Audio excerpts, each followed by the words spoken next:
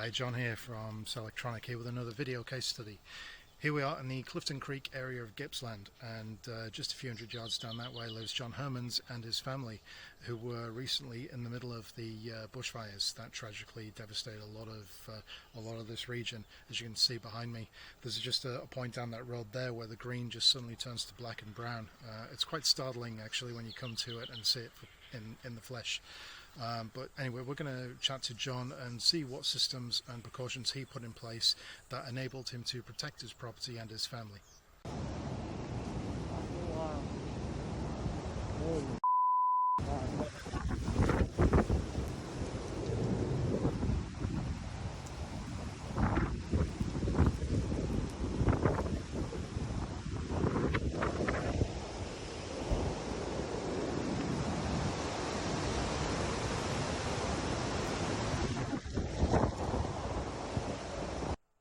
Hi, we are here talking to John Hermans, and we're in the area of Clifton Creek. That's correct. And how long have you been living here, John? Living here for 40 years.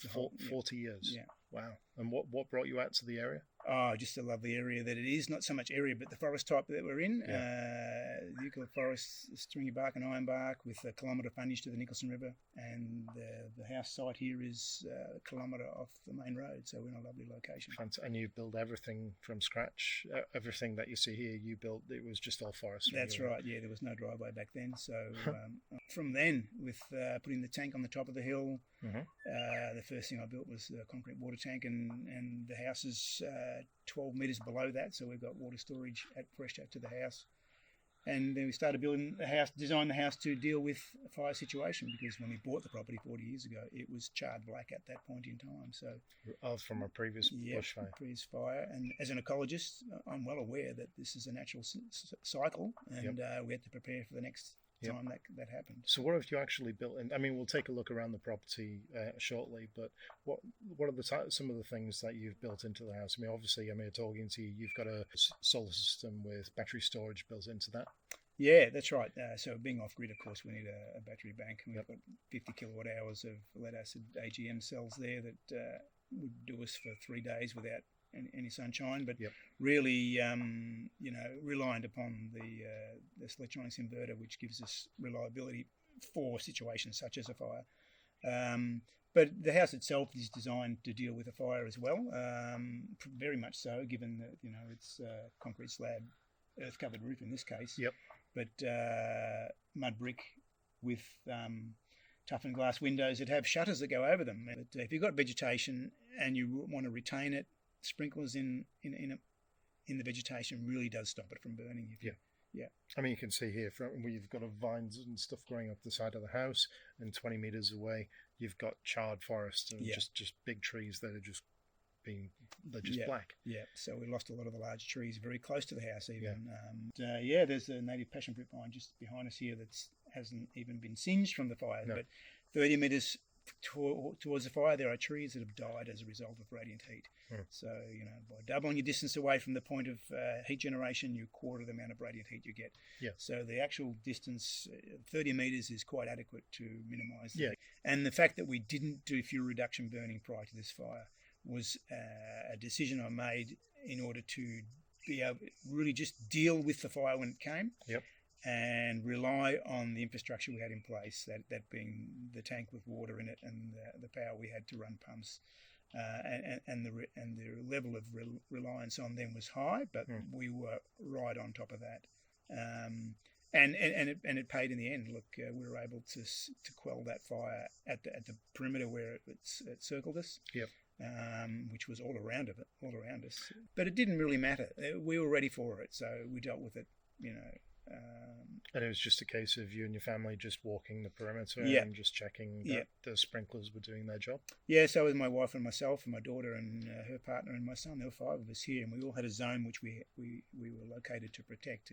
So how much water did you use all in all? About 150 tonnes. 150 tons of water. Wow. And that's all through the gravity feed and then electric pumps supplying the water sprinklers. We had a good sized pipe coming down from the tank, 100 millimetre diameter, which distributed through lots of smaller pipes, and it went pretty much as we expected, just we had lots of fire hoses. We didn't use hoses much at all. The reliance was on the sprinklers.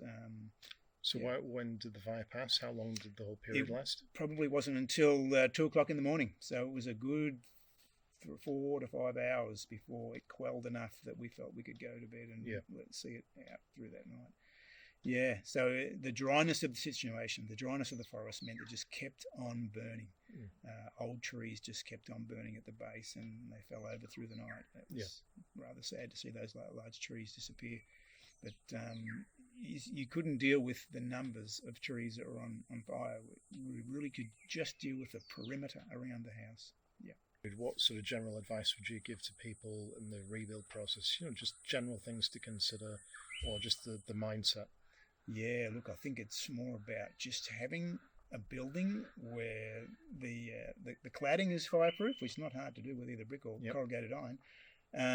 As a matter of fact, even timber is fireproof if you keep the flame zone back far enough. But just having the capacity to cover windows with whatever shutters you use, it's not difficult. They don't have to be particularly special. The ones on this house are rated at 600 degrees C, but they didn't need anywhere near that. Being able to cover your windows and doors, and having some sprinklers out front of those coverings where you would have garden, because everyone likes to have some degree of garden around their house.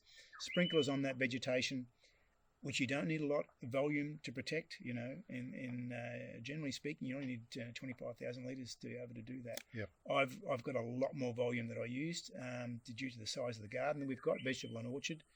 And the rainforest. This rainforest out front of the house here, which is not very big, but I did really have a lot of wetting of it, so it was definitely not going to be a problem. It's significantly more than any fire expert would like to see in front of someone's house, and I was well aware of that, so I put enough wet down capacity in there to stop it from burning, and it became a heat shield in itself.